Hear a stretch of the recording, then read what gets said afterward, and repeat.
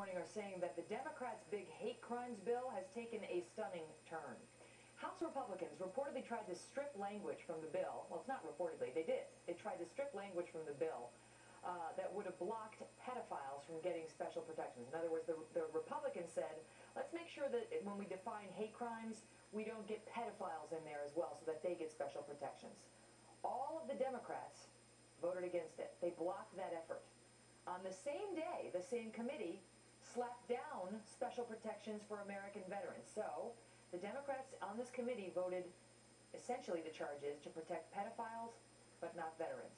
Is that true? The author of the amendment, the man who tried to block the protection for pedophiles, joins us now. His name is Republican Congressman Steve King of Iowa. Congressman, good morning to you. Good morning, Megan. All right, so let's just make sure we understand what happened. They're passing a hate crimes bill to provide special protections to certain groups, including gays and lesbians and racial minorities and so on. You thought it would be a good idea to make sure, since they're adding sexual orientation to that bill, to make sure that pedophilia doesn't get swept up into special protection, that people who commit sex crimes against children don't get special protection as hate crime victims if somebody does something to them. And every Democrat voted it down? They did, Megan, and this is within the context of the language that's in the bill to extend the special protected status for sexual orientation, gender identity, and gender.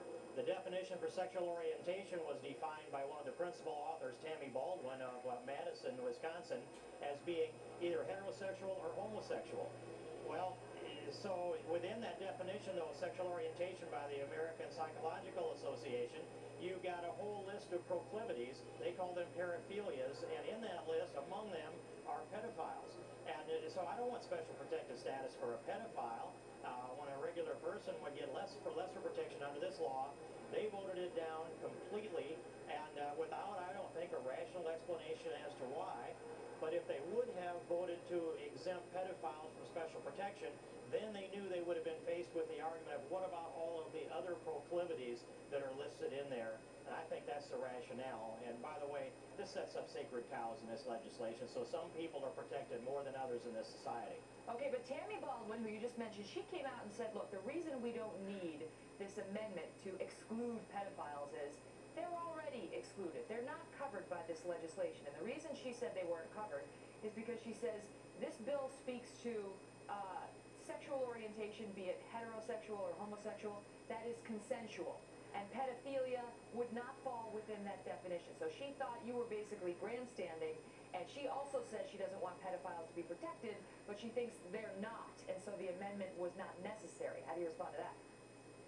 Well, Megan, first of all, I don't agree that it's always consensual when it comes to pedophiles. And neither is it always consensual when you look at all of the other proclivities or paraphilias that are in that list. But pedophile may or may not be consensual. But regardless, when you set up pedophiles and protect them, I go to the floor debate also. Elsie Hastings, the second most senior member on the Rules Committee, read through a list of 30 different paraphilias, and he said, I think all philias whatsoever are protected under this law. Oh, so he said he does think that they're protected. Indeed. And they are, and the list of sexual orientation with the American Psychological Association is 547 different proclivities long. So yes, I think this legislation does, and I think Tammy Baldwin's wrong, and actually I think she knows it. Well, that's incredible. That if you've got senior Democrats on the committee saying outwardly and leaving at least at a minimum a question mark about whether pedophiles are protected under this act, we got a problem. Because then now are we not at the point where when somebody, no one wants to see violence against any criminal or anybody else, but if somebody attacks a pedophile, if some father who's the father of a child who was molested goes and beats up a pedophile, that father is now going to get arrested on a hate crime charge because of this ambiguity? Megan, I think you're right. In fact, I would take you back to a fairly notorious case in California a little over 10 years ago, and it was the case of Ellie Nessler, who actually shot the perpetrator who had raped her son in the courtroom. She received a 10-year sentence for manslaughter and served 4 years of that. If the federal government decided that wasn't adequate, they could come in and bring their own federal hate crimes charges against her, and she could be serving life in a federal penitentiary today under this legislation. All right, Special protection for two more quick points, but we're coming up against a break, so we got to go through them quickly. Number one, what can people do to shut this down? It has not passed yet in the Senate. They need to call the Senate. They need to especially call the senators on the Judiciary Committee in the United States Senate.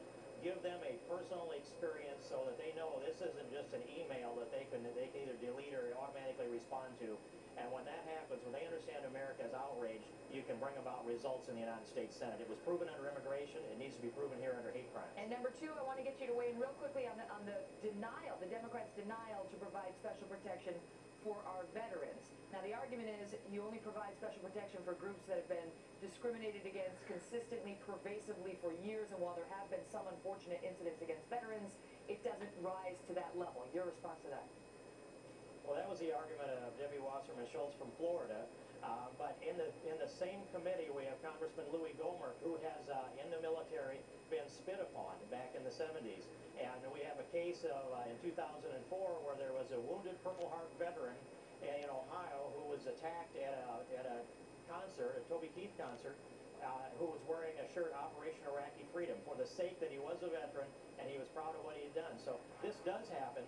And when you say that pedophiles should be protected, but our veterans coming home do not deserve that same level of protection, I think that tells you where the Democrats are in the United States House of Representatives today, Megan. Wow. Well, Congressman Steve King, we thank you for coming on. I want to tell our viewers that we invited Debbie Wasserman Schultz and several other Democrats to come on and explain why they did this. We got to know from all of them so far, but we're going to keep trying. Congressman, all the best.